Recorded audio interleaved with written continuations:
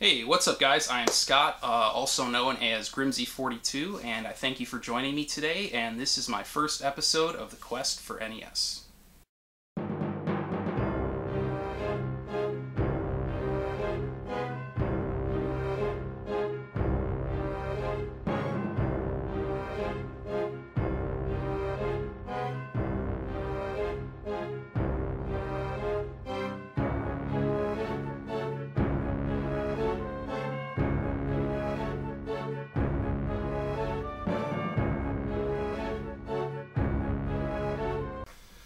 So basically guys, I made this show kind of inspired by some fellow YouTubers. Obviously my first real big inspiration came from the big four, I like to call them, the four original YouTubers that I started watching. And the first one is Chris, also known as NESComplex. The second is my buddies Billy and Jay, the Game Chasers, who I've become, very close friends with, since meeting them and hanging out with them. So definitely a huge inspiration there.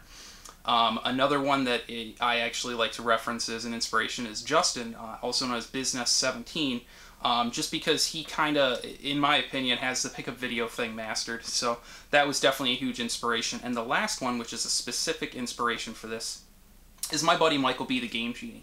If you guys aren't familiar with him or any of the other guys I've mentioned, I'm going to go ahead and link them down below. But definitely check them out. And Michael especially actually has a series that he calls the NES Complete Collection Chronicles. And in my opinion, it's one of the episodes or shows on YouTube that I look forward to the most every month. He releases them in a monthly segment and basically, chronicles every single game that he's collecting in his attempt to get complete NES. So basically, that was a huge inspiration for what I'm doing. I'm going to do my layout just a little bit differently. I'm going to release 2 episodes a month, and the first episode every month is going to be like this. And what it's going to do is it's going to have more of a, I guess, informative section, where I'm going to go over things like tips that I've learned or things that you may want to look out for in collecting. Like I said, just more of an informative angle, and it will have some cool features, which I'll talk about more later in the episode. And the second episode that I will release each month is going to focus on my pickups. And the reason I decided to do it that way is if I show every single pickup that I get, I mean, it's literally just going to be me firing off games, and you're really not going to get to learn a lot about some of the specific games and titles that I really, wanted to talk about more. So that's something where the second episode is going to be the games I'm adding to my collection and kind of like a quicker pickup video format. And the first episode will be more focused on maybe a specific few titles where I'll go a little more in depth about them, explain why I like them or don't like them. And then a lot of cool stuff, which you guys will see later on, like I said. So I hope you guys are excited, and here we go with the first episode. Alright guys, so one of the things I'm going to do in this episode, and then every episode going forward, I will actually flash the numbers below you. I will compile them after I film this, but basically where I stand right now on NES carts, boxes, and then manuals. And also I am planning on doing a feature later on variants, but that's something I'll touch in later. I'm not super sure how I feel about collecting those yet, so that's something I'll go into as my collection gets a little more close to complete. But basically, anyways, you guys will see at the start of every episode where I sit, and then at the end of every episode where I am. So you'll know basically the progress I've made. So there are definitely over 700 games in the NES collection. I've got a long way to go. I'm sitting on over 300 right now, so it's definitely exciting to be almost halfway there and to know that I've got a very long journey with some very rare games ahead of me. So I hope you guys are excited. I sure am.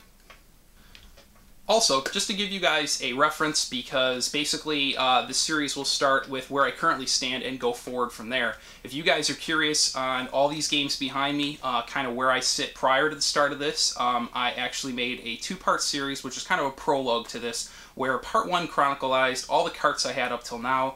You'll get a chance to see my rarer carts, pretty much all my games, and some of my variants. And then with Part 2, you're going to get a look at my box games, my box collection. So that was another one that was pretty cool.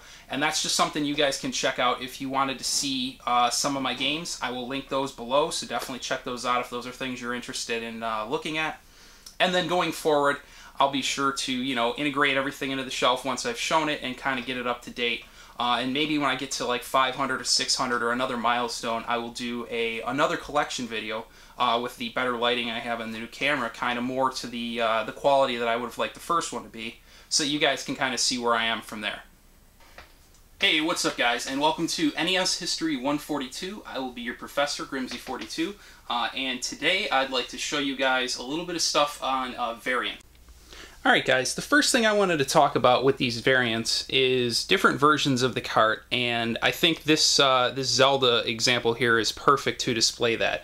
So the first one here is the original release, and this is a 5-screw Zelda.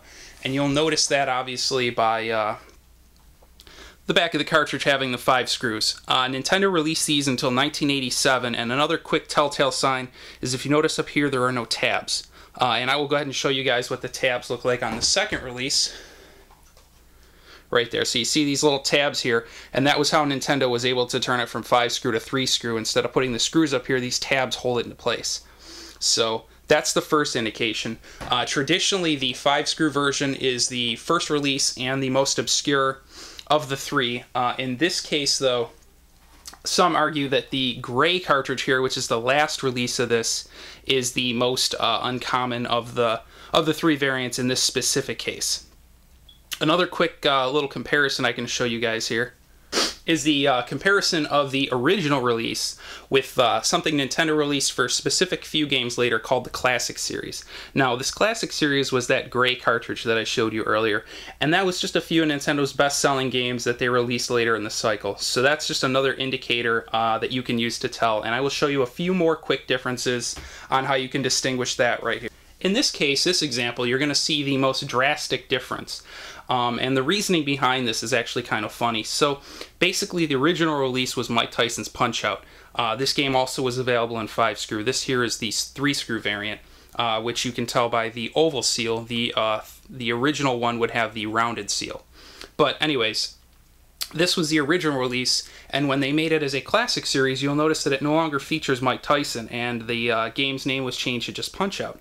Now, the reasoning behind that is because the contract that Mike Tyson had with Nintendo had expired, and Nintendo didn't feel that the renewal of the contract was worth the price when they could basically just palette swap out Mike Tyson for a Mr. Dream character, who basically is just a white palette swap version of Tyson.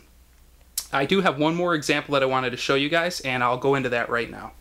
Okay guys, and this last example is actually my personal favorite of the classic NES series. If you notice here, we've got the original Metroid release, and it's got the gray box and then the gray cart depicting a screenshot inside of the game, which I personally didn't like these labels. I felt that Nintendo could have done better by putting some actual art. Just something to attract the purchaser or make it look more attractive than a 8-bit in-game screenshot. And I think that they captured that perfectly with the re-release. Now, if you notice, at that time, Samus had evolved a little bit in her design. Basically, based on the release of Metroid 2, The Return of Samus, they kind of gave her a redesign to match the improved graphics. So that's what you'll see on this, and I'll give you a little better view. You notice that's the Samus that we all know and love, and obviously it's a much more attractive cart in my opinion. It's got a much better label, it's a lot cleaner looking, and like I said, this is my personal favorite redesign. So guys, there was your first history lesson. Just a little thing I plan on doing more of in the future, where basically I'm just going to you know, take any tidbits that I've picked up in my collecting and go ahead and share it with you guys, you know, just so that you have the knowledge I have. I hope this was informative, and until next time, may the Triforce be with you. Alright guys, to close this episode out, I want to do something that I'm going to feature once a month on my Quest for NES series, and it's something where I've collaborated with some really awesome YouTubers. In this first case, it will be Aaron and Ricky of Retro Liberty, where basically I poll the YouTubers in a little segment that I like to call Pro Tips. Check it out. Hey guys, I'm Aaron. And I'm Ricky. And we're Retro Liberty, and thank you to Grimsie for letting us be on this real quick to give you guys some collecting tips. We are big game collectors, video game hunters, and he asked us to be on to share some tips. So let's start off with tip number 1. I would say best place to get games, resellers. That's the best thing. They have the best prices usually. Yeah. Willing to work with us. What's one of your tips? eBay, maybe the highest one. Yeah, eBay. Definitely go for the highest priced items on eBay. Probably the best one. Yeah, it's probably the best condition. I mean, really, why else would it be priced so high? Yeah. I saw Nintendo World Championships recently went for like $99,000. That was awesome. Yeah. Guy got a steal. Billy and Jay, I saw them post like a Zelda gold cart. Gold. Ooh. I've never seen a gold cart before. It was $500. I wish like, I would have gotten. I know, I paid like $750 for mine. My Mario Duck Hunt was like $250 I paid for that, but it's worth it. I mean, it's you know, it's a collector's item. It's a collector's. It's Mario. So. And you can sell them. That's another point. A big advantage to being game collectors and game hunters is reselling this stuff. I mean, yeah. It's there. I mean, what better reason? I mean, you buy these games, and we pick up games like, you know, stupid games like Ninja Gaiden and Castlevania, and just dumb games, and we go sell them for like triple or quadruple. Yeah. The price we paid for them. So there's a lot of really good tips to game collecting and things that you could do to take care of your games. I mean, I recommend, if you know, and if people don't want to buy them off of you, just use them as like coasters, like tear off the labels. You can like do fun stuff and make arts and crafts with your kids with them. Pretty cool. Yeah, so thank you, Grimsie. Most of these tips he told us when we first started collecting anyway. It was kind of him who inspired us to do. Especially the eBay thing. Yeah, he's big on eBay. I don't recommend swap meets or flea markets. No. It's a lot of games that have been like sitting in the sun. They're like, oh, this game's $2 for this stadium event. So I was like, $2? It probably doesn't even work then. Seriously. So, yeah, with that said, thanks, Grimsie. Yeah. It was good to talk to all of you out there in the YouTubes. Make sure and follow us, subscribe to our channel, and make sure to unsubscribe from Grimsie. I feel so bad. Should we do a real one? No. So as you can see, guys, Aaron and Ricky had a little bit of fun at my expense, which is totally fine.